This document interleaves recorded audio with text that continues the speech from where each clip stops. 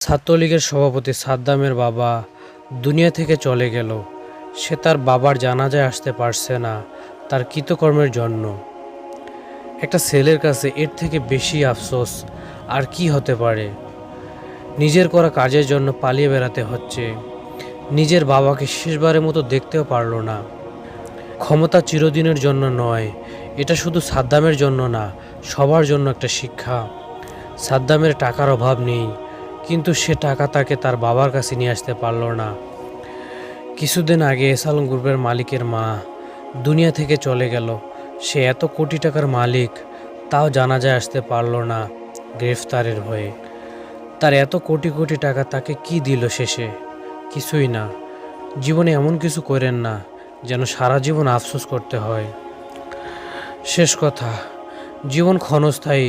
ক্ষমতা, অর্থ, খ্যাতি সবই একদিন শেষ হয়ে যাবে। তাই এমন কিছু করা উচিত যাতে শেষ বয়সে করা কঠিন সময়ে নিজেকে গর্বের সাথে দেখতে পারেন, আফসোসে নয়।